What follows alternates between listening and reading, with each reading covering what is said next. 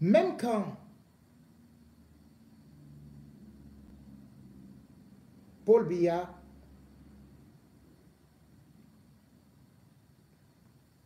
est invisible,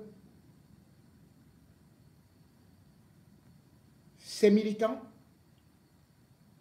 à l'instar du tout-puissant qu'on se dit omniscient, omnipotent,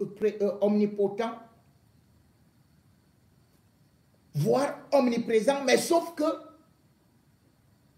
on l'adore sans le voir. C'est comme ça que c'est devenu une religion. Paul Biya est devenu un Dieu vivant sur terre. Non seulement il n'a pas réussi à multiplier du pain, il n'a pas réussi à sortir son peuple de la misère, mais il n'est même pas le Seigneur Jésus qui pouvait venir parler avec ses apôtres. Non, il est le Tout-Puissant. Il est aux cieux, il est au royaume des cieux. Il est invisible. Et les militants du RDPC se plaisent à venir même raconter de telles historiettes, de telles fariboles à la télévision pour dire que chaque fois qu'il fête les anniversaires de Paul Biya, son accession à la magistrature suprême, ou encore la création du RDPC, qui en fait n'est pas une création, mais un vol bien organisé, eh bien, ils ne le voient jamais. Mais ils sont contents. Ils utilisent sa photo. Ils dansent, ils font du folklore. Paul Biya est devenu Dieu sur terre. Dieu sur terre, de telle sorte que également, si loin des populations, Paul Biya est même capable de créer les extraterrestres pour demander sa réélection. C'est la femme de Mugabe qui disait que même couché à la mort, Mugabe peut être élu ou sera élu. C'était une certitude pour elle. Aujourd'hui, qui voit Paul Biya? Quel ministre voit Paul Biya? Et bien plus, toutes les fêtes à l'honneur de Paul Biya qui saturent toutes les 10 régions, on ne le voit pas. Paul Biya n'a plus jamais fait de déplacement dans une région, à part en 2018 pour 11 minutes dans la poussière de l'extrême nord. Paul Biya s'occupe de ses adorateurs, ne s'occupe pas de ses adorateurs. Paul Biya ne rend compte à personne exactement comme Dieu, notre créateur. Et d'ailleurs, les ministres, eux-mêmes se tapent la poitrine en se disant qu'ils sont les créatures de Paul Biya. Le créateur est donc un Boumaka, peut-être. Ou peut-être il a tout dit. Ou peut-être même qu'il est mort. Non, il ne pourra jamais mourir, lui là. Et il est le plus aimé. Là, en 2018, on a vu des motions de soutien qui venaient de la part des Mami Wata. La presse internationale a repris cela. Les Mami Wata de l'océan, toute une grosse plaque. Les Mami Wata de l'océan soutiennent la candidature de Paul Biya. Et tout le monde était content. Cette fois-ci, c'est encore beaucoup plus fort. Parce que ce sont les enseignants universitaires, qui ont dressé une liste de leurs confrères pour demander que Paul Biya vienne encore se présenter à l'élection présidentielle parce qu'il est le seul intelligent à 93 ans. Les enseignants universitaires qui ont donc les doctorats, qui sont les professeurs agrégés, sont tous devenus des élèves de Paul Biya, qui lui est titulaire d'une licence. Les enseignants universitaires nous disent donc que sur toute la terre du Cameroun et sur 30 millions d'habitants, voire 35 millions d'habitants, parce que de toutes les façons, on ne sait pas combien il y a de Camerounais, puisque même ceux qui sont au cimetière continuent à voter. Mais il n'y a qu'un seul homme qui peut diriger ce pays. C'est Paul Biya. Mais le comble cette fois-ci, c'est que ceux qui ont demandé à Paul Biya de se présenter donc comme candidat à l'élection présidentielle, certains sont déjà morts. Comment donc les morts? C'est-à-dire vous connaissez que votre collègue est mort. Il est même pourri, même la tête, il n'y a plus rien. Il a fait comment? Il est sorti du cimetière. Vous vous rendez compte au Cameroun? Il est sorti du cimetière pour venir demander à Biya de se présenter à l'élection présidentielle. Mesdames et messieurs, Paul Biya, le Dieu des vivants et des morts, le président des cimetières, le président qui règne pour les fantômes, pour les mourants et pour tous ceux qui sont morts depuis 200 ans, eh bien, Paul Biya aura donc certainement 100%. Écoutez. Peut-être la symbolique pour vous, pour votre parti, de célébrer chaque année une fête d'accession à la magistrature suprême d'un chef d'État qui, généralement, n'est pas parfois concerné par ces célébrations-là. C'est Dieu. Allez écouter Dieu. La politique, c'est comme une religion. La politique, c'est comme une religion. Vous voyez, on fête Pâques, on fête Noël, on fête l'Ascension, et Jésus n'est pas là. On regarde, on voit comment il monte, et ainsi de suite. Pourquoi vous voulez que le chef de l'État soit là, ou bien qu'il soit concerné, quand ses fidèles sont en train de vouloir repenser le jour qu'il est monté à la magistrature suprême? Pourquoi voulez-vous qu'il soit là? Bon, maintenant, adressons-nous à Dieu. Merci beaucoup, Young, pour votre contribution ce matin. Écoutez. Dak, Rock, je sais bien prononcer. Maintenant, on va prier à notre Dieu. Bonjour, monsieur Michel. Je vous appelle comment, cher monsieur? Moi, Voilà un apôtre. Très bien. Votre bilan, allez-y, nous vous écoutons. Un adorateur. Mon bilan, je vais le faire en sorte de prière. Prions. Je vais le faire en sorte de prière pour que n'importe qui puisse le comprendre. Seigneur, nous venons devant toi avec un cœur lourd, un porte-monnaie vide et une carte d'électeur inutile. Voilà le bilan que nous a laissé. Je m'en vais me mettre à genoux là-bas. Plein de nids de poules, mais nos poches sont plus creusées que la spatule. L'eau potable ne coule pas dans les robinets, mais les milliards coulent dans les compteurs en Suisse. L'électricité joue à cache-cache, mais le courant du mal reste stable. Seigneur, lorsque moi je veux voyager pour aller de tout quitter de Douala pour arriver à Yaoundé, je tiens avec moi les clés de mon grand-père. Je tiens avec moi la Bible de Jésus, le Nouveau Testament et l'Ancien Testament. Je tiens avec moi le Coran. Et à chaque coin de la route, je commence à prier, Seigneur, que Seigneur, pardon, sauve-nous, Seigneur, sauve-nous. Voilà le bilan que Biya nous a laissé vivre dans la peur et dans la famine. Seigneur, si Biya ne veut pas partir, envoie-lui un wifi divin pour qu'il capte enfin le réseau et que tu l'envoies dans le paradis de l'enfer. Non, attends, mon gars. Non, la prière est bonne, tu vois. Mais attends, le Saint est en train de nous écouter là. Donc je ne vais pas te laisser dire qu'il faudra envoyer quelqu'un en enfer. Parce que le Saint va venir dire que je t'ai laissé le dire, pour me sanctionner après. Voilà, venez le paradis de l'enfer. Je vous en prie. Faites votre prière, mais ne nous exposez pas, je vous en prie. Michel Gatiou. Continuez la prière. Moi, je suis à genoux. Oui, on vous écoute parce que vous faites une prière. Allez-y pour la prière, bilan. En fait, c'est votre liberté d'expression et d'opinion. On vous écoute, mais surtout ne versez pas dans l'outrage. Je vous en prie. Allez-y. Seigneur, on souffre. on a des questions pour toi. Est-ce que tu as envoyé un Moïse camerounais, mais il est resté coincé à un barrage policier sur la route de Yaoundé? Est-ce que le pharaon du Cameroun a signé un bail céleste avec toi pour rester au pouvoir à vie? Seigneur, on ne comprend plus rien. Seigneur, même les téléphones Android ont des mises à jour régulières. Pourquoi notre président ne se met jamais à jour?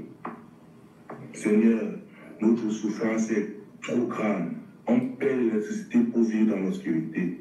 On paie l'eau pour boire le sable, pour boire les urines du chocolat. On va à l'hôpital pour qu'on nous dise d'aller acheter les médicaments en pharmacie. Arrivé à la pharmacie, on nous renvoie à l'hôpital. On envoie les enfants à l'école pour qu'ils finissent vendeurs d'unités, les pièces là. Ils finissent vendeurs des puces téléphoniques. Même les routes, Seigneur, ressemblent au type d'Égypte. Seigneur, on veut juste savoir combien de prières faut-il pour qu'un président parle. Si c'est une question de quota, dis-nous.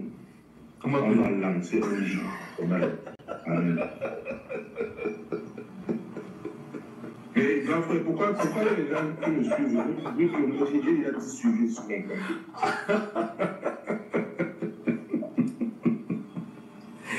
Merci. Merci beaucoup, Darok. C'est une bonne journée. Bon. Non, il y a un gars dans mon quartier qui s'est surnommé Doub Saga. Depuis qu'il s'est surnommé Doub Saga, il tombe malade seulement. Il dépérit. Et je suis allé le voir. Tu sais quel est le nom à Gino? Il dit, il dit, ouais. Doub Saga, il était malade. Et il est décédé à 33 ans. Toi, tu as quel âge? Il dit 32 ans. Il dit, c'est que c'est l'année prochaine. Il dit, c'est qu'il m'appelle plus Doub Saga. Et il t'appelle comment? Il dit Paul Biya.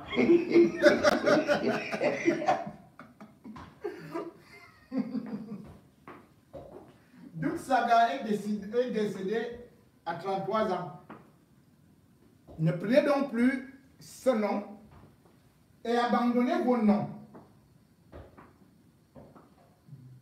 Appelez-vous désormais Paul Biya, puisqu'il est éternel pour des siècles et des siècles. Au-delà de cette prière, et comme je le disais tout de suite, Paul Biya, c'est le mystère d'un homme qui, bien évidemment, se ressource, annoncé mort plusieurs fois, il renaît toujours de ses cendres. Et quand il revient, même les dents qu'il avait perdues et tous les cheveux, ils sont de nouveau là et devient plutôt gnang-gnang. Paul Biya, c'est donc quelqu'un qui a défié non seulement la mort, mais le temps. Mais aussi, c'est celui-là qui, aujourd'hui, a réussi l'exploit pour la première fois sur Terre de faire que même les morts reviennent demander qu'il soit élu. Je vais donc vous proposer justement ce reportage d'une chaîne où effectivement on se rend compte que les gens qui étaient déjà morts dans des universités ont demandé à Paul Biya d'être candidat encore une fois à l'élection présidentielle pour qu'il vienne les faire ressusciter. Parce que si vous êtes déjà mort et vous demandez à quelqu'un de rester encore, de devenir encore candidat, cela veut dire que le gars plus que Jésus qui a ressuscité Lazare. Mais je ne sais pas si Jésus avait réussi à aller dans les cimetières, faire sortir des gens pour dire les anciens, allez, levez-vous, venez et tout et tout. Les enseignants qui n'ont pas d'argent, les enseignants qui souffrent, les enseignants qui sont morts de faim, qui sont morts parce qu'ils n'avaient pas de médicaments, qui sont morts de misère. Voici donc ces enseignants-là qui se mettent en campagne et qui sont les premiers à écrire une motion de soutien et étant morts. Je ne sais pas si la lettre a pris Camerco. Si Camerco est monté au ciel pour aller récupérer le dossier, le courrier, je ne sais pas s'il y a la société BIC là-bas. Je ne sais pas là où ils ont pris les papiers. Dans la page politique de ce journal, une vive polémique dans le milieu universitaire au Cameroun. Une motion de soutien au chef de l'État dans la perspective de la prochaine élection présidentielle contient des noms de personnes décédées. La liste a été publiée et devrait être transmise à la présidence, sauf que les enseignants nommément cités rejettent fermement l'appel pour n'avoir pas été consultés. Les initiateurs admettent de leur côté l'hypothèse d'erreur dans la conception du document. C'est Déchounet, Donald Briskanga. Sur votre écran, le programme des obsèques du docteur Martial Ngonet, enseignant de sciences économiques et de gestion à l'université de Marois. Il n'est plus de ce monde depuis mars 2024.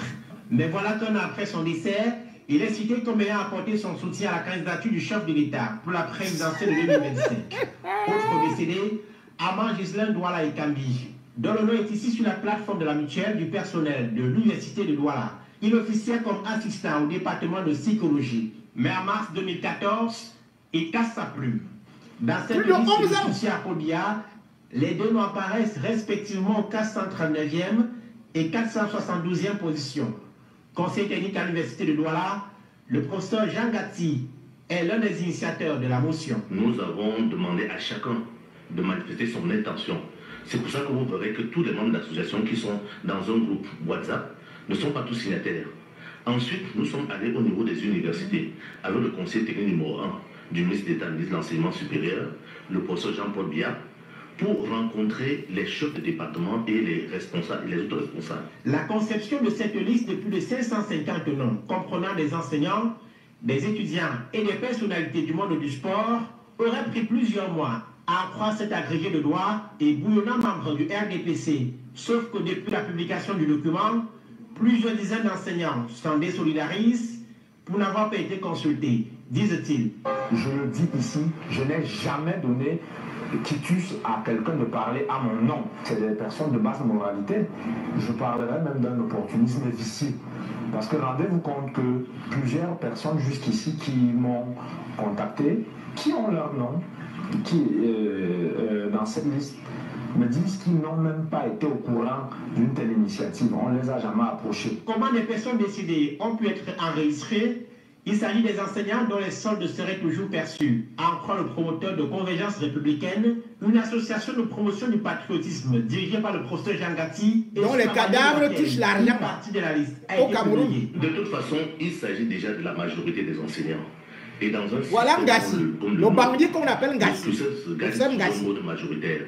Ce qui veut dire que la majorité des enseignants du supérieur, je peux dire la quasi-majorité, si le terme peut être utilisé d'enseignants du supérieur, des membres du personnel d'appui soutient le président de la République. Le syndicat des enseignants du supérieur, dont plusieurs cadres sont cités dans la motion, envisage pour sa part une plainte en justice. Les initiateurs de l'appel à la candidature du chef de l'État dans les universités admettent que des erreurs peuvent avoir été commises dans la conception des listes, mais ajoutent également que des pressions peuvent expliquer les démentis enregistrés parmi les enseignants depuis quelques jours. Notre grand-père qui est à Yaoundé, que ton nom soit oublié, que ton règne cesse, que ta volonté ne s'applique ni sur Elekam, ni sur mon continent. Donne-nous aujourd'hui notre liberté, car nous sommes désormais éveillés. Pardonne-nous notre méfiance, comme nous pardonnons à tous ceux qui ont élu. Ne nous soumets pas à la tentation d'utiliser la force, mais délivre-nous ta présence. Car c'est à toi qu'appartiennent l'immortalité, la réticence et l'indifférence pour les années écoulées et à venir. Amen. Il dit lui-même l'Afrique profonde et mystique, il parle des choses invisibles.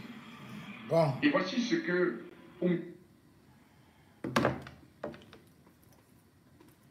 Paul Biya est donc sollicité par des morts. Et ça, c'est l'œuvre de Ngassi. Ngassi, c'est celui qui veut prendre la place de Jean de Dieu Momo. Son seul objectif, c'est de combattre Maurice Kamto. Il est prêt à vendre tout son village, tout le peuple bamileke, il est capable de vendre sa femme, ses enfants. Ngassi, ce type qui gonfle, dont les joues sont gonflées comme le gari, est un monsieur qui ne respecte même pas sa carrure d'enseignant universitaire. Dans le monde entier, ce sont les universitaires qui sont les premiers à écrire contre les régimes totalitaires. Parce que l'université, c'est justement là où on façonne le raisonnement. Et c'est là justement aussi où on sait que l'être humain a toujours besoin non seulement de la liberté, mais du bien-être. Mais Ngassi, lui, c'est son bien-être à lui. Tant qu'il n'est pas ministre comme Jean de Dieu Momo, il ne va pas s'arrêter. Voilà maintenant les crânes de Baham qui soutiennent la candidature de Maurice Kamto, de Paul Biya. Voici maintenant Ngassi qui nous dit qu'il est même parti contacter même Fosso Victor, qui est mort avec son téléphone, on l'a enterré avec son téléphone. Il a réussi à appeler Fosso Victor. Fosso Victor a dû décrocher. Donc la prochaine motion, ce seront pour les dignitaires, les milliardaires de l'Ouest. Mais en tout temps, comme je vous le disais, Paul Biya fait souffrir les Camerounais. Et surtout, il fait de notre pays, surnommer le continent, un instrument de raillerie.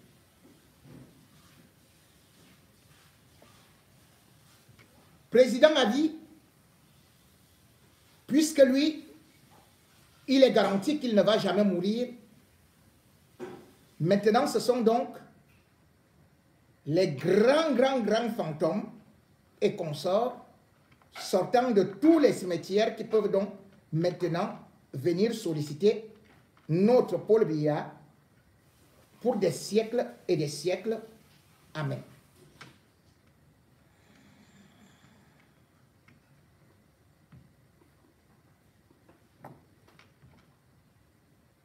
Mesdames et messieurs,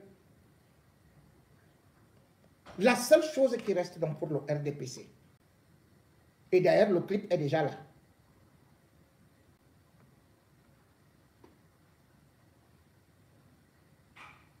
les morts sont sortis pour cette fois-ci montrer qu'ils sont de tout cœur avec le président des morts, Paul Biya. Voici donc les morts de Cameroun Airlines et de toutes les sociétés qu'il a eu à tuer, de tous ceux qui sont morts dans le désespoir, mais qui de toutes les façons ont réussi l'exploit en 2025. Ils ont dit que Paul Biya ou rien, les morts en campagne. Dieu un jour, que Paul Biya est le candidat des morts vivants. Hein? Paul Biya, c'est notre champion. Et nous appelons à sa candidature pour la présidentielle de 2025.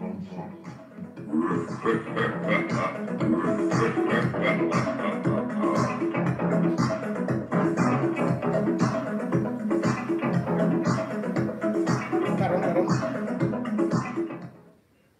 Les morts sont en train du calme. Il y a le calme dans le cimetière.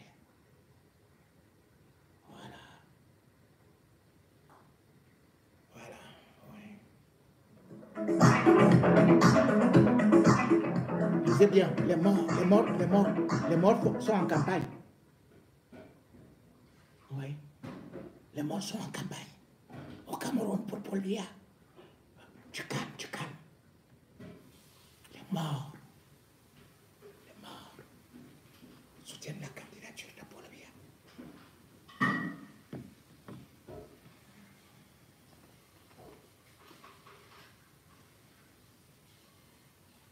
Réveillons-nous.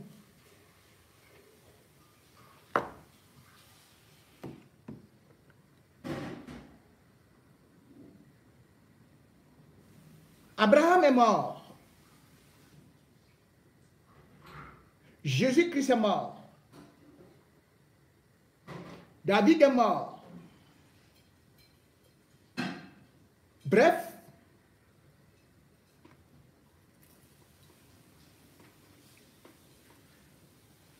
que ce soit Moïse, que ce soit n'importe quel saint,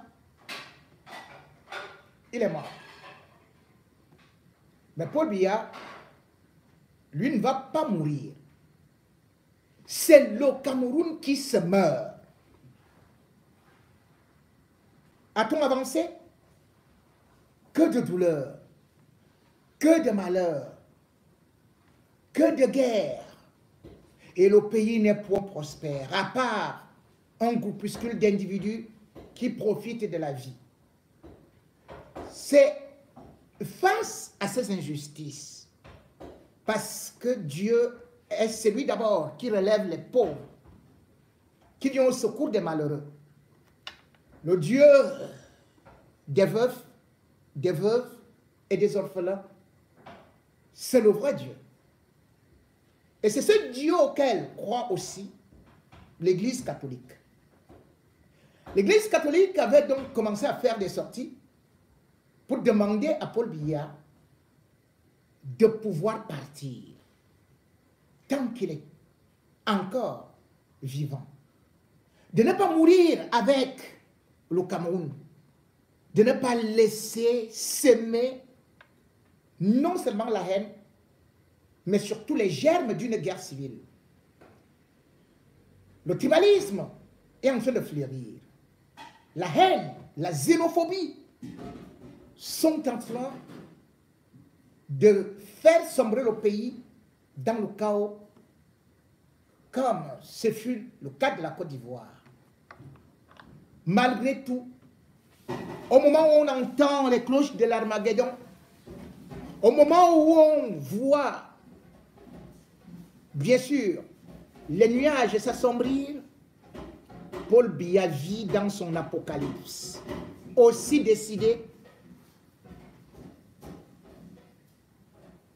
avec sa formule, après moi, le déluge. Après la sortie des évêques, certains brontosaures du régime ont voulu minimiser l'affaire. Ils étaient convaincus qu'ils allaient encore convaincre des évêques avec quelques mallettes. Mais cette fois-ci, malgré le fait que Ferdinand Ngongo soit parti à Douala pour rencontrer Cléda, les évêques sont restés montés tels des coucous. La colère ne descend pas. Ils continuent sur la même lancée à demander l'organisation d'une élection transparente, tout en décriant, tout en dénonçant de façon très diplomatique le comportement du régime en place, tout en dénonçant déjà aussi le manque de transparence dans cette élection. Oui, on connaît la célèbre formule qui a été utilisée comme un électrochoc. Lorsqu'un évêque avait bel et bien déclaré que même s'il faut laisser au diable, laissons d'abord le diable avec le Cameroun. Le reste, on verra. J'ai paraphrasé. Cette fois-ci, c'est la conférence nationale épiscopale encore, avec les 23 évêques du Cameroun. Tous les évêques du Cameroun, qu'est-ce que je dis? Ils se sont réunis et ils ont pondu un communiqué grand, énorme, où ils partent de la démonstration des Écritures saintes pour arriver à dire à Paul Biya et à ces hommes politiques que l'Église a droit de regard sur la politique, sur la société et sur l'organisation des élections. Que l'Église ne peut pas tolérer les injustices, le trucage, le bourrage des urnes. Que l'Église ne peut pas accepter que certains candidats soient disqualifiés. Que l'Église ne fait plus partie de cette mascarade où longtemps elle était dans la poche des billets à l'époque de Belling et Boutou, qui bien évidemment les appelait et pouvait les arroser. L'Église a donc pris ses responsabilités. Et bien évidemment, avant de lire ce qui est très très costaud comme communiqué, c'est pratiquement un bréviaire.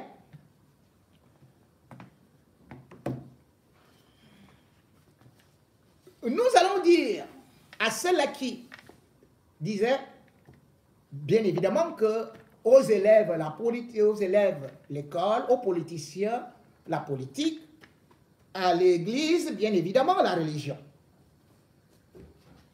L'Église, cette fois-ci, a donc fait une sortie.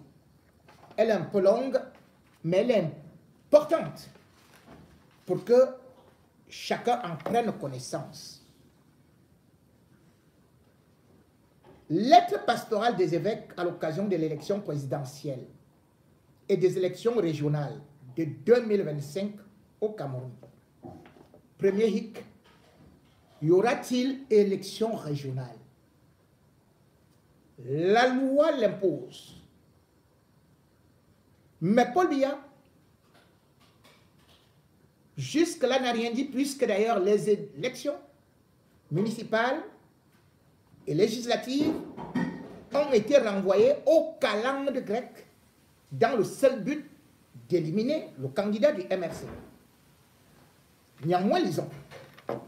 Au peuple de Dieu qui est au Cameroun, à tous les Camerounais, à tous les acteurs de la scène politique, aux hommes et femmes de bonne volonté, chers fidèles du Christ, chers concitoyens, si le Seigneur ne bâtit la maison, les bâtisseurs travaillent en vain. Somme 126, verset 1. Préambule. L'année 2025, nous le savons, est une année capitale et décisive sur le plan socio-politique au Cameroun en raison de l'élection présidentielle et des élections régionales. 2. Les élections constituent des moments forts qui mobilisent l'attention de tous les citoyens en même temps qu'elles sont l'occasion pour le peuple d'exercer sa souveraineté à travers le choix libre et conscient de ses dirigeants. L'élection présidentielle en particulier revêt un enjeu très important et elle mérite que nous l'abordions avec raison et en pleine conscience pour voter. En de telles circonstances, ô combien importantes et décisives pour notre pays, nous les évêques du Cameroun, forts de notre foi en Jésus-Christ et fidèles à notre devoir de pasteur, fidèles surtout à notre mission d'enseigner, avons toujours pris la parole pour accompagner le peuple dans le processus électoral. Il est en effet du devoir de l'Église catholique de s'engager dans le dit processus pour que soit garantie une élection transparente, libre, juste et équitable. Il s'agit en outre de renforcer la confiance et susciter une large participation des électeurs au scrutin. 4. Cette lettre a pour but de vous faire retrouver le sens du politique, de donner des repères clairs pour nourrir la réflexion et éclairer la conscience pour un choix libre et responsable. Nous tenons à rappeler aux chrétiens, en particulier, que la véritable foi et l'espérance chrétienne ne consistent pas seulement à implorer la bénédiction de Dieu, mais aussi à œuvrer pour la justice et la paix. Du devoir de l'Église dans la vie politique. C'est un titre. Pour ceux qui ont dit que l'Église ne doit pas se mêler de la politique. Voici ce que les évêques disent. Écoutons. pour certains de nos concitoyens, le fait que l'Église catholique s'intéresse à la politique en s'impliquant par exemple dans des processus démocratiques leur paraît surprenant.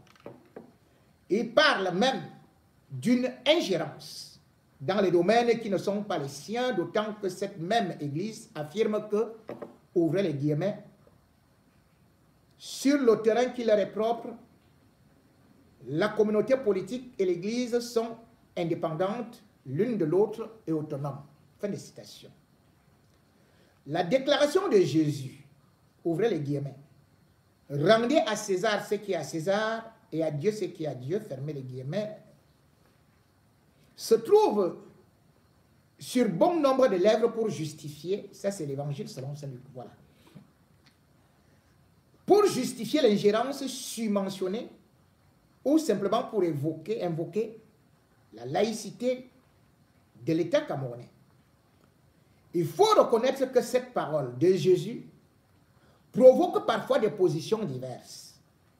Certains en déduisent une opposition entre l'Église et l'État. Or, il nous semble que, par sa vie et par ses œuvres, Jésus entendait plutôt faire distinction entre deux réalités autonomes, mais en même temps complémentaires dans leur position à poursuivre le bien commun des hommes. En effet, l'autonomie réciproque de l'Église et de la communauté politique ne comporte pas de séparation excluant leur collaboration. Toutes deux, bien qu'à titre divers, sont au service de la vocation personnelle, sociale des mêmes hommes. En effet, l'Église et la communauté politique s'expriment sous des formes d'organisation qui ne sont pas des fins en elles-mêmes, mais au service de l'homme, pour lui permettre d'exercer pleinement ses droits inhérents à son identité de citoyen et de chrétien et de remplir correctement les devoirs qui s'y rapportent. Comme pasteur, nous ne saurions ignorer la connexion intime entre évangélisation et promotion humaine et l'inévitable dimension sociale de l'annonce de l'Évangile, puisque dans le Christ, Dieu ne rachète pas seulement l'individu, mais aussi les relations sociales entre les hommes. L'Évangile nous oriente donc à accomplir une double tâche pastorale, aider les hommes à découvrir la vérité et à choisir la voie à suivre. Encourager l'engagement des chrétiens à témoigner de l'Évangile dans le domaine social, avec le souci de servir. Par notre enseignement social, nous établissons un devoir moral de cohérence pour les fidèles laïcs, supérieurs à leur confiance, qui est unique et une. En effet, les tâches de responsabilité dans les institutions sociales et politiques exigent un engagement sérieux et articulé qui sache mettre une évidence par les réflexions apportées au débat politique, par la programmation et les choix opérationnels, la nécessité absolue d'une qualification morale de la vie sociale et politique, une attention à la dimension morale conduit à la déshumanisation et la vie en société et des institutions sociales et politiques en consolidant les structures du péché. Mais comme institution, l'Église garde une certaine distance réflexive à l'égard de l'action politique. En effet, si la mission propre que le Christ a confiée à son Église n'est ni d'ordre politique, ni d'ordre économique ou social, mais d'ordre religieux, de cette mission découle toute fonction des lumières et des forces qui peuvent servir à constituer et à affermir la communauté des hommes selon la loi divine. Aussi se réserve-t-elle le droit de porter un engagement moral, même en matière qui touche le domaine politique quand les droits fondamentaux de la personne ou le salut des âmes l'exigent. C'est dans ce contexte que l'Église catholique, au nom de l'amour que nous avons pour notre pays, le Cameroun, nous nous engageons depuis de longues années pour des élections justes et transparentes et dans l'éducation du peuple, sur le sens et l'importance du vote en démocratie, à travers l'observation, construction, proposition d'un nouvel ordre électoral au Cameroun. L'évangile de Jésus que nous proclamons pour le salut du monde est incarné, car nous pensons par ailleurs que l'accueil de la personne de Jésus ne peut être confié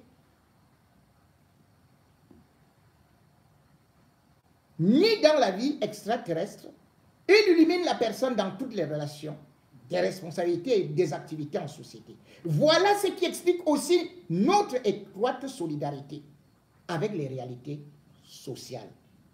Notre engagement, hier comme aujourd'hui, est donc celui d'apporter par l'enseignement et la prière notre contribution à ce que règne un climat de paix, de stabilité et de justice pour les élections apaisées, justes, libres et transparentes dans notre pays. Il faut savoir si ces élections seront donc justes, transparentes dans notre pays. L'Église pose seulement ces conditions déjà. L'Église invite les chrétiens laïcs à accomplir leurs devoirs civils normaux, guidés par leur conscience chrétienne, selon les valeurs conformes de cette conscience. Ce ne sera pas en fonction de votre pain sardine.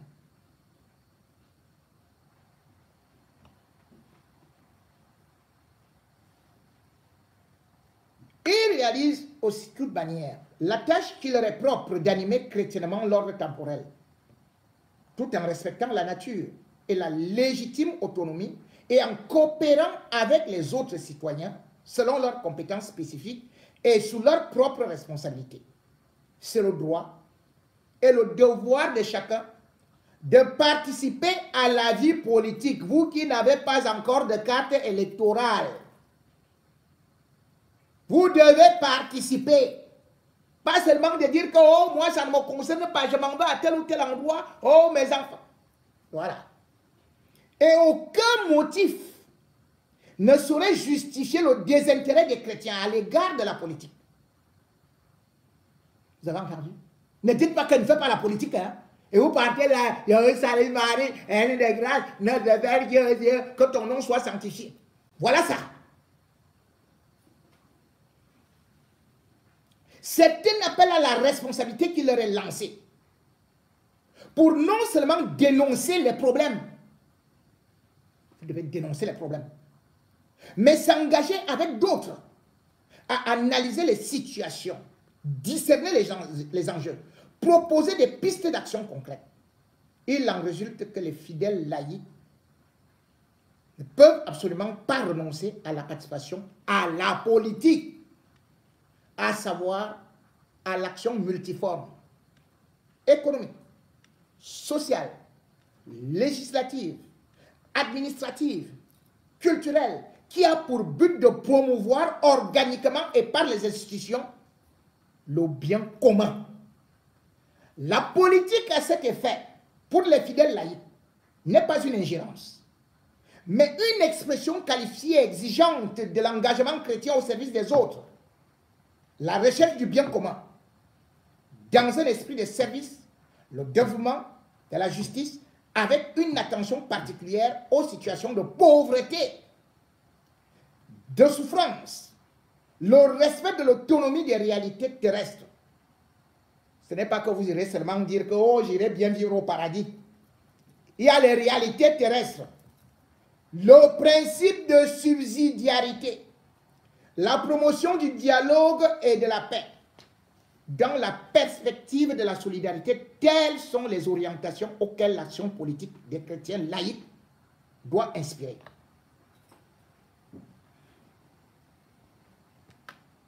Nous estimons humblement que ce qui vient d'être dit vaudrait également pour tous les croyants en tant que titulaires des droits et des devoirs de la citoyenneté, mais aussi pour ceux qui ont des tâches directes et institutionnelles dans la gestion des problématiques complexes de la chose publique, aussi bien dans les administrations locales que dans les institutions nationales.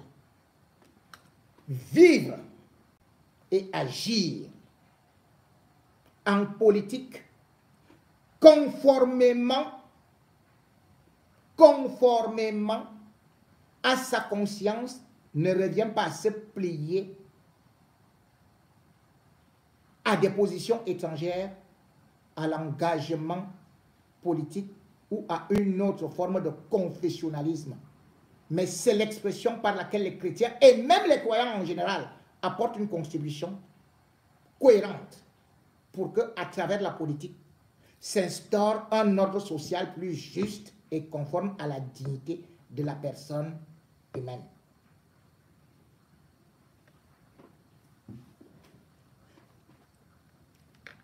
Le devoir de participer aux élections, donc. Le contexte d'insécurité que nous rappelions dans notre lettre pastorale du 24 août 2018 a certes positivement évolué. Toutefois, de nombreuses poches de résistance de certaines bandes armées dans les régions du Septentrion, du Nord-Ouest et du Sud-Ouest pourraient bien compromettre le climat de paix indispensable pour un bon déroulement des élections. Par leur phénomène, le phénomène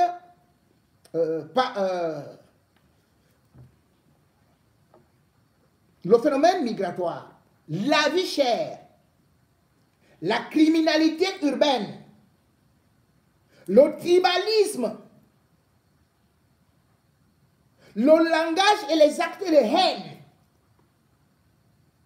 l'intolérance, la délinquance juvénile et le chômage passif, massif, sont aussi autant de situations qui pourraient compromettre le déroulement paisible, serein et équitable des élections dans notre pays. Le bombardement a donc commencé. Qui est à l'origine de ça? Le chômage, la délinquance, machin, tout et tout et tout. L'intolérance, les actes de haine.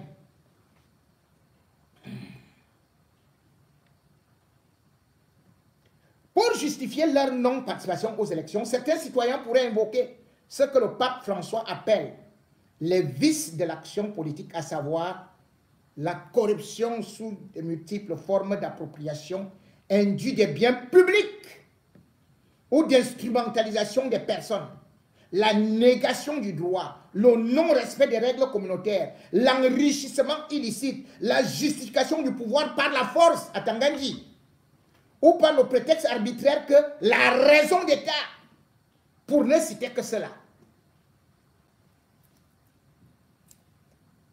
Régime Biya, vous entendez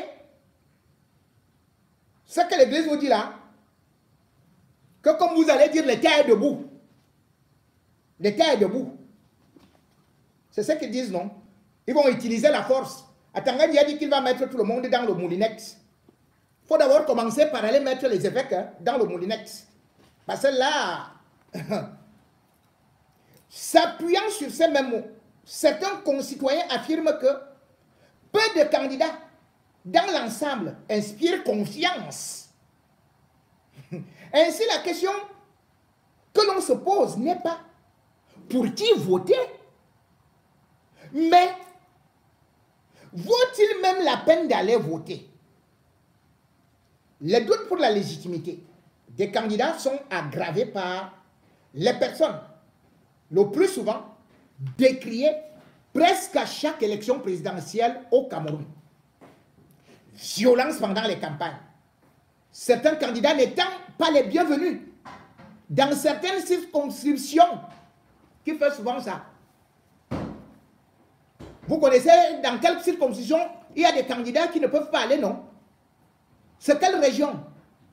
Où on interdit souvent à l'opposition d'aller. Voilà ce que les évêques dénoncent ici.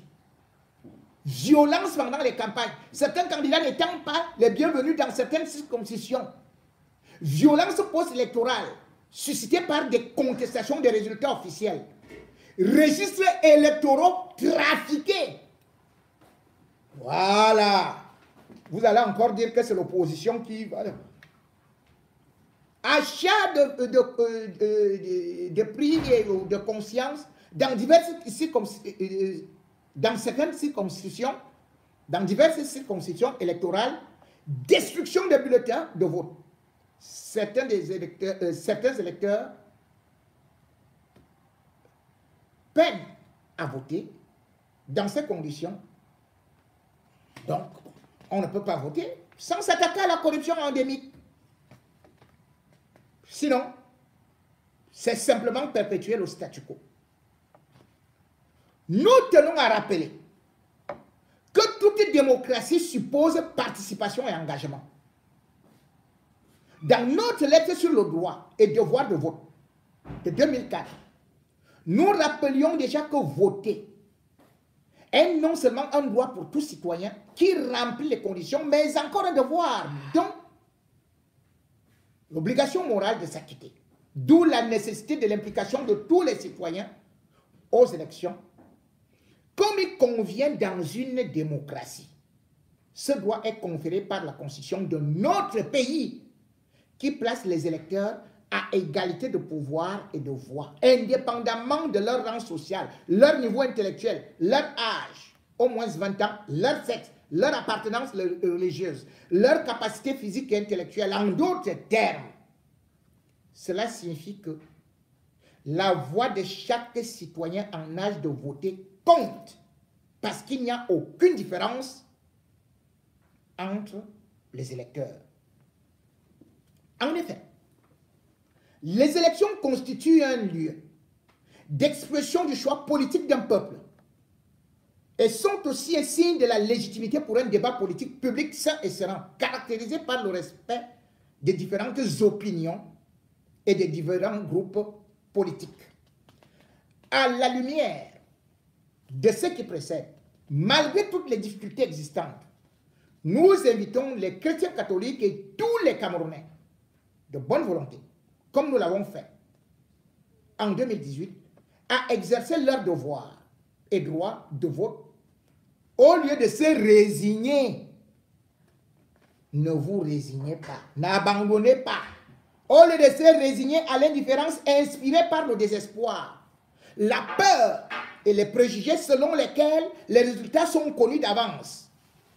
Vous voyez donc que les gens qui vous disent « Ah, ça sert même à quoi d'aller voter? Oh, vraiment, il faut seulement marcher et tout. » Les élections contribuent aussi à préserver la stabilité et à garantir le respect de la durée constitutionnelle des mandats. Elles doivent donc être perçues comme une opportunité historique d'effectuer des réformes significatives. Là où il y a transparence, le verdict des urnes peut exprimer la volonté de s'attaquer, par exemple, aux obstacles constituant un véritable frein au développement, tels que la corruption systématique en politique, la corruption tout court et l'impunité. Qui est-il concerné par le devoir de vote? Le devoir de vote concerne, encore une fois, tous les citoyens camerounais. Il consiste à s'inscrire sur les listes électorales. C'est l'Église qui vous demande d'aller vous inscrire sur les listes électorales. N'allez pas seulement vous inscrire sur les listes d'attente pour entrer au paradis à pied. Commencez à aller vous inscrire sur des listes électorales et à voter. Nous réitérons notre appel à tous les électeurs à exercer leur responsabilité civique lors de la prochaine élection présidentielle et des élections régionales en y participant activement. Le devoir de vote concerne aussi des groupes tels que les partis politiques. En cette année électorale, ont le devoir de favoriser une large participation et l'accès de tous aux responsabilités politiques, aux responsabilités publiques. Les partis sont donc appelés à perpétuer les aspirations de la société civile en les orientant vers le bien commun et en offrant aux citoyens la possibilité effective de concourir à la formation des choix politiques.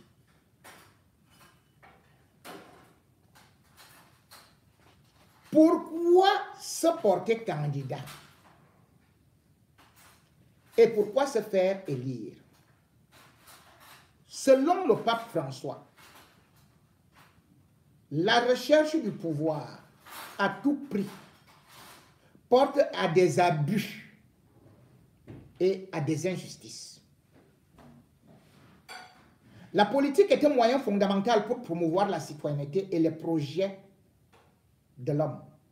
Mais quand elle n'est pas vécue comme un service à la collectivité humaine par ce qu'il exerce, elle peut devenir un instrument d'oppression, de marginalisation, voire de destruction. Mais au contraire, accompli dans le respect fondamental de la vie, de la liberté, de la dignité des personnes, la politique peut devenir vraiment une forme éminente de charité. Poursuivant sa réflexion, le pape cite ensuite son prédécesseur, le pape Benoît XVI, qui affirme que tout chrétien est appelé à vivre cette charité selon sa vocation et selon ses possibilités d'influence au service de la police. L'engagement pour le bien commun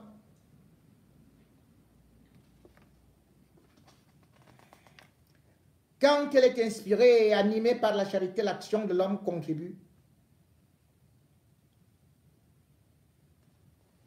à la modification de cette cité de Dieu universel vers laquelle avance l'histoire de la famille humaine.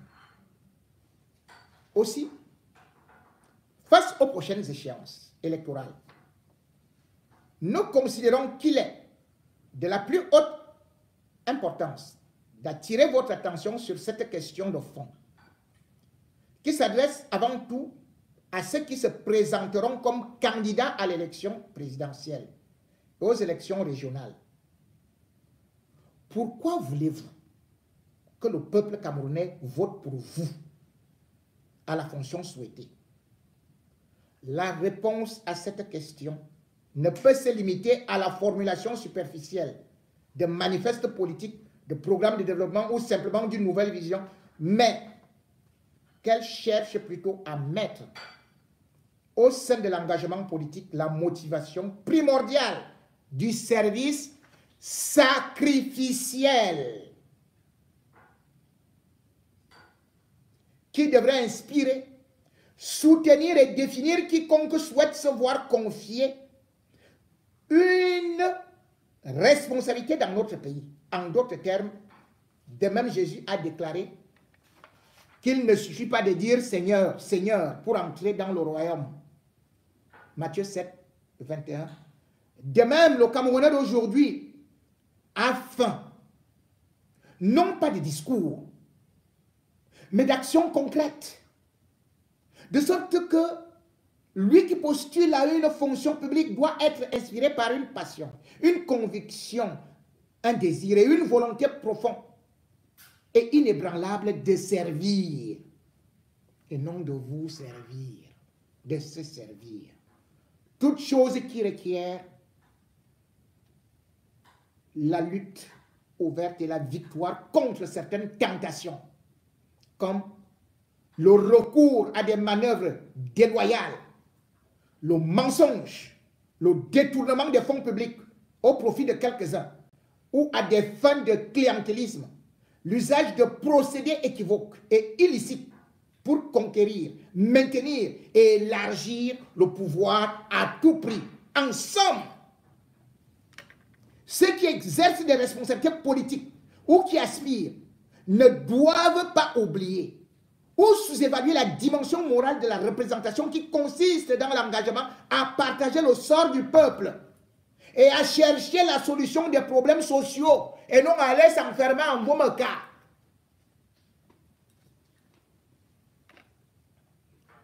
Dans cette perspective, autorité responsable signifie aussi autorité exercée en faisant appel aux vertus de charité, effort de partage. Et non seulement quand vous êtes là-bas assis machin à étudier, vous partagez. Vous partez avec les bœufs pour le truc du RDPC, anniversaire. Hey, yeah, oh, lo, lo, lo. Vous narguez les autres, vous mangez.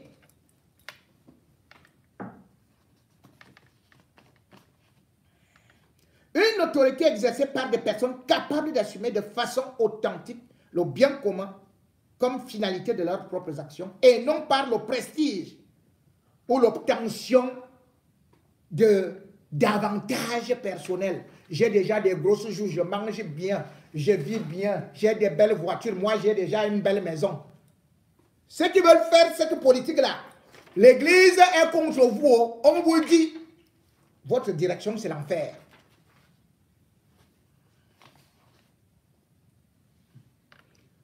Nous représentons ici, pour notre compte, les fondamentaux d'une bonne gouvernance sur lesquels le pape François a porté sa réflexion lors de son homélie du 16 septembre 2013 à la maison Sainte-Marthe. Aux gouvernants, chefs d'État et toute personne appelée à gouverner, il rappelle que l'amour et l'humilité sont les deux vertus cardinales de leur service. Et il dit ceci, écoutez. On ne peut pas gouverner sans amour et sans humilité à l'égard du peuple. Et chaque homme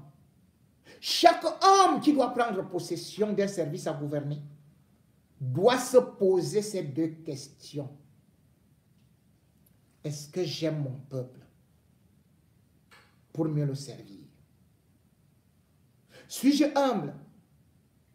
Et suis-je à l'écoute des opinions autres que les miennes pour choisir le meilleur chemin? Intégrité, humilité, modestie et leadership moral. Il faut faire preuve d'intégrité, d'honnêteté et de transparence dans ses actions et décisions, ainsi que dans sa conduite. Donner l'exemple en matière d'éthique et de responsabilité. Les électeurs, suivez déjà les recommandations.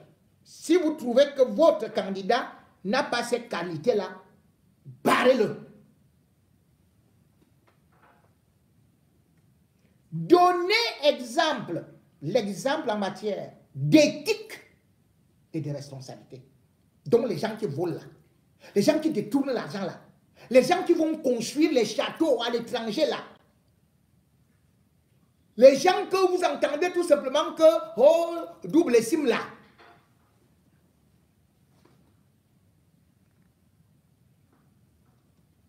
Être humble et modeste, reconnaissant les limites de son pouvoir et les erreurs qu'il peut commettre. Humble.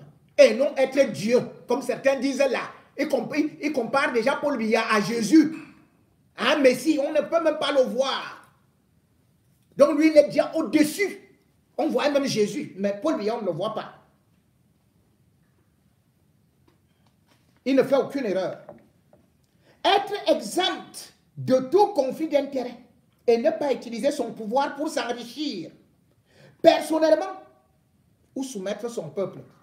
Vous-même, vous voyez tous vos ministres là, tous les gouvernants là, ils sont riches, non?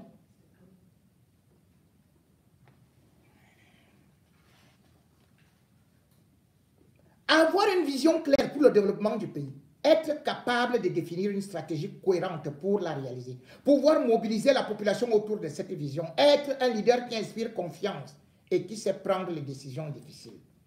Être capable de gérer l'économie de manière judicieuse en favorisant la croissance économique, la création d'emplois et la réduction de la pauvreté. Promouvoir la transparence dans la gestion des ressources publiques.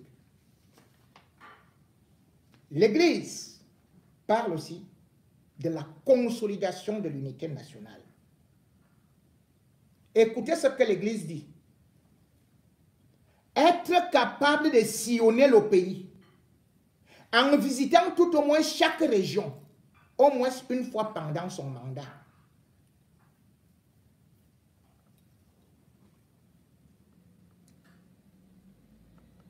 Biya sillonne le pays. Il a visité Douala quand, l'extrême nord quand, le nord-ouest quand, le sud-ouest quand, l'est quand. Voilà ça. Être capable de comprendre les besoins et les attentes des Camerounais. Donc, Paul Biya vient écarter. C'est l'Église qui nous dit écarter Paul Biya.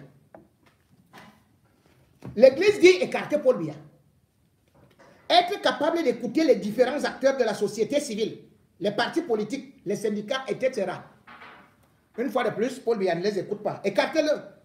Être ouvert au dialogue et à la concertation pour prendre les décisions qui répondent aux attentes de la population. Être tolérant et ouvert d'esprit, capable de comprendre et de respecter les différentes et les diversités qui caractérisent le Cameroun. Paul Biya dit que les anglophones, ce sont les terroristes. Et l'Église dit surtout respect de l'état de droit et des libertés. Garantir le respect et la promotion de l'état de droit, des libertés fondamentales et des droits humains. Est-ce que le régime Biya garantit ça? Permettre l'indépendance et le fonctionnement efficace des institutions démocratiques. S'assurer que les voix de toutes les communautés soient entendues. Respecter les institutions de l'État telles que le Parlement, la justice, etc. Paul Biya, lui, il est tout ça, président de tout. Et puis, lutte contre la corruption. S'attaquer fermement à la corruption à tous les niveaux de l'administration publique en mettant en place des mécanismes efficaces de contrôle et de sanctions sans discrimination ou à tête chercheuse. Veuillez nous excuser. Il y a des gens qui nous embêtent de l'autre côté là-bas. Nous devons les arrêter.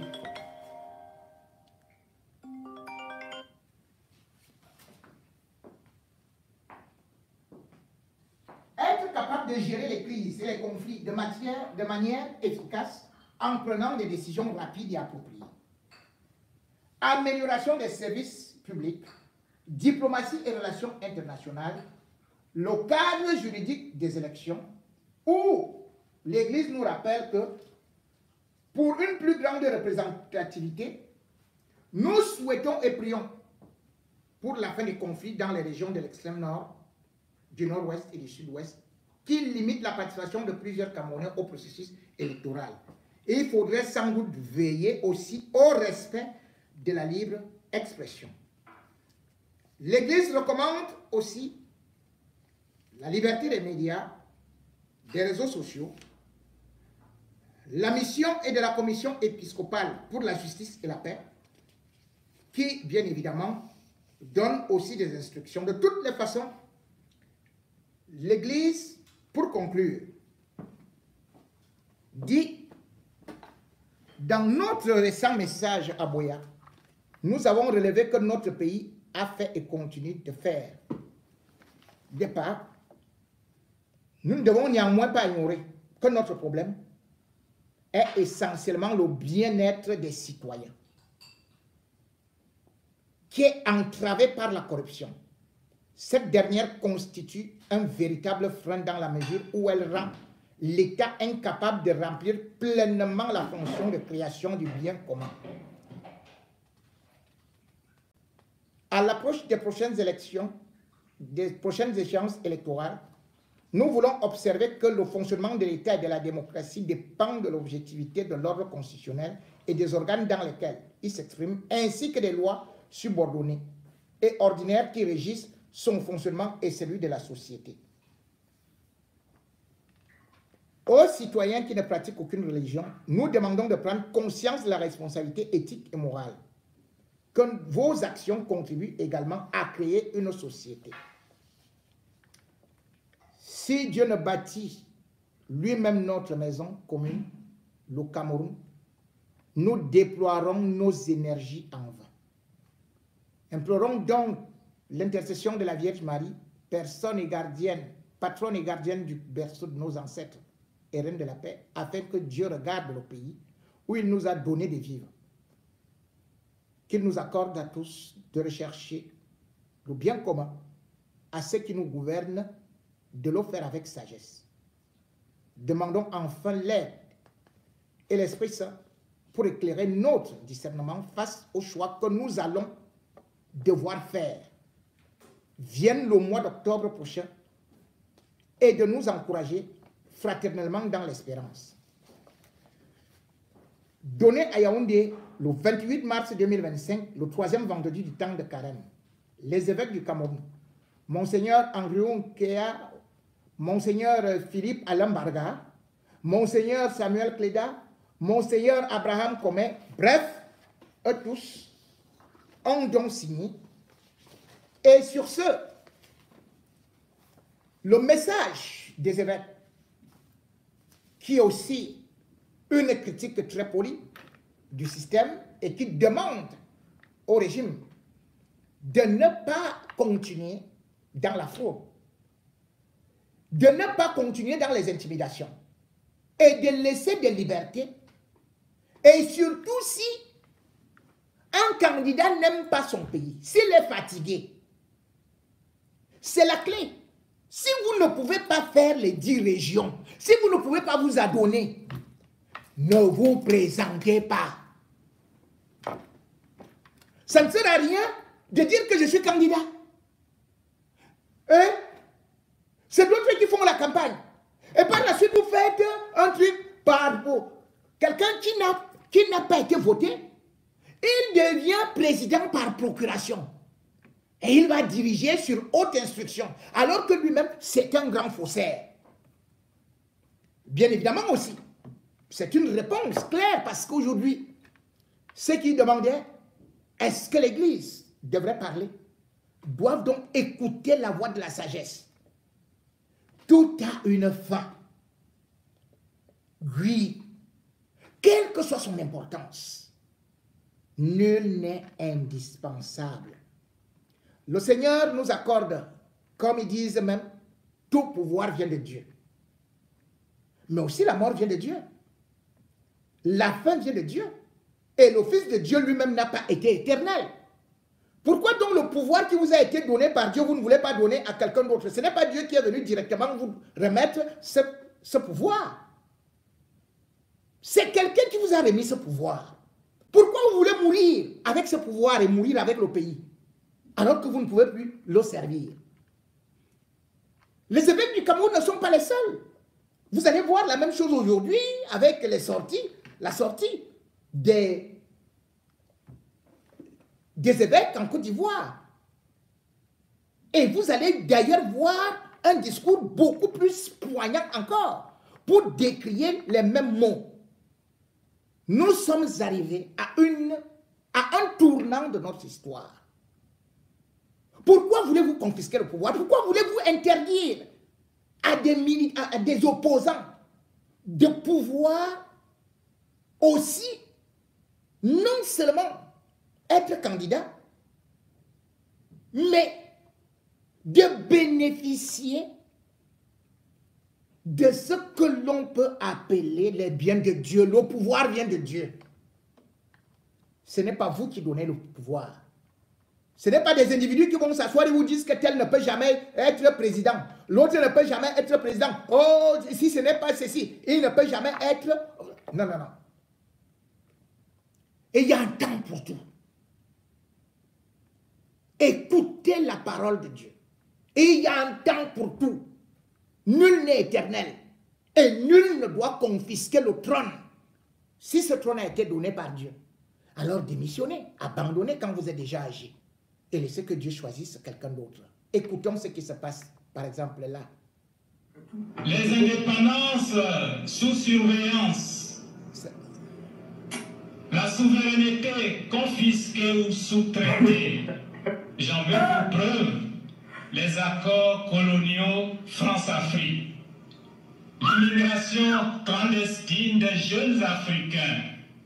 Le slogan c'est « L'Europe ou la mort ». Le trafic d'êtres humains, des gouvernants marionnettes sans pouvoir réel de décision, dont la légitimité est parfois importée. La Côte d'Ivoire est en Afrique. Quel regard porter sur notre pays, la Côte d'Ivoire? Comme le Cameroun. Suivez bien. À partir d'un simple constat, la corruption. Que François qualifie de cancer social est généralisée. La beauté au gain frauduleux, le tribalisme, la justice sélective, l'esprit de haine et de vengeance, le jeu trouble de la classe politique, en grande amitié hier, divisée aujourd'hui, la fraude électorale, oui souvent, les enfants trichent à l'école, les parents trichent en politique. Les enfants trichent à l'école, les parents trichent en politique. L'arrogance, le mensonge, la violence et les crimes. Oui, les crimes. Sous toutes les formes, même en mode silencieux.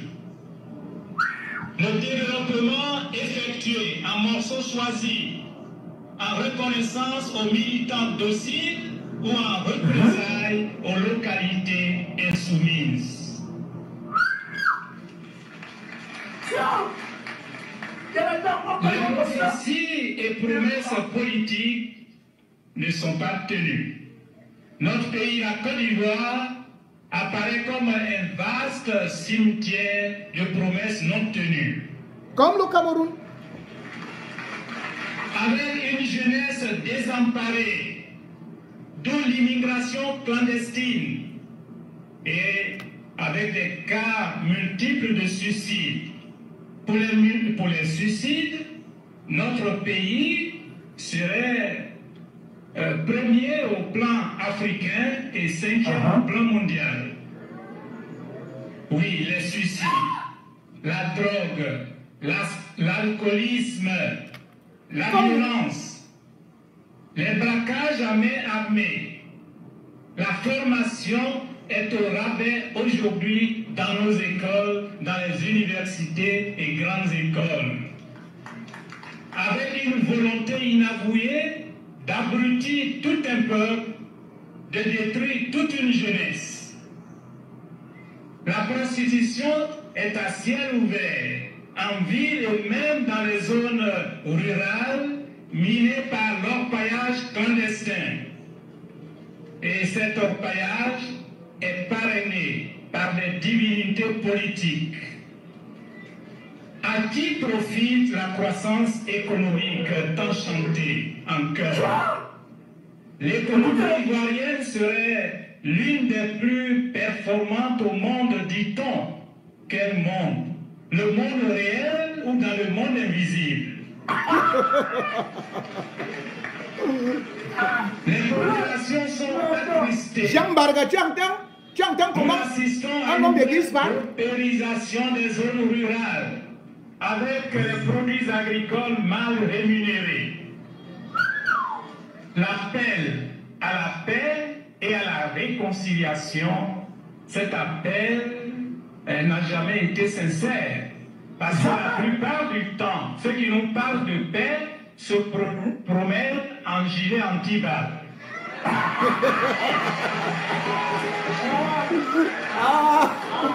On ne note aucun geste de remords chez les bourreaux. Les Ivoiriens restent encore divisés. Et pourtant, on nous a fait croire que les Ivoiriens vivent en bonne intelligence. Dans quel quartier? Dans quelle ville?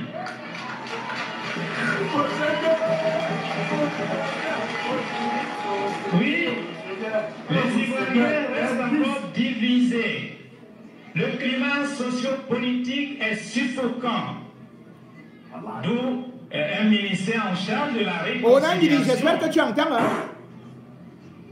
Le peuple est constamment humilié et pris en otage. Nous vivons une démocratie armée. Nous sommes en face d'un certain occultisme politique. Frères et sœurs, L'Église est appelée à être solidaire des peuples opprimés. Voilà. L'Église est appelée à être solidaire des peuples opprimés. C'est cette leçon qu'il faudrait retenir et que l'Église doit jouer pour cette élection également, que les faux intellectuels qui sont souvent sur nos télés, sur les plateaux télé, qui viennent dire que oh, l'Église est manipulée, l'Église a fait ceci, l'Église ne doit pas parler, qu'ils se taisent à jamais. Et que les hommes d'église qui vont encore manger et étudier dans la nuit, Jean Barga, vous allez brûler avec bien l'enfer. Tout ce que on dit là, la jeunesse et aussi les crimes, les assassinats, les détournements, c'est les mêmes maladies de la France-Afrique parce qu'ils ne sont que des rois télé néocoloniaux. Et il faut donc aujourd'hui que vous, jeunes, vous preniez conscience. Vous ne pouvez pas continuer, vous avez entendu, ne serait-ce que ces discours, à être des esclaves d'une bande de malfaiteurs, de tueurs, de voleurs, qui vous distribuent des culottes, qui vous distribuent du pain, qui vous distribuent les 1000 francs.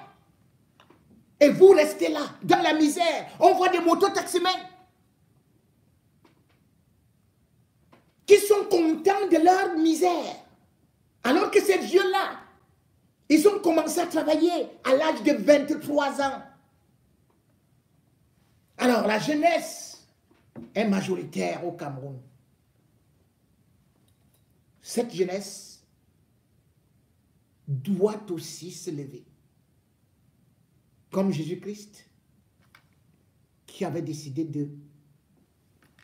qui avait menacé de détruire le temple. Le temple, il tout dit, il faut aller le balayer et chasser les démons qui sont installés.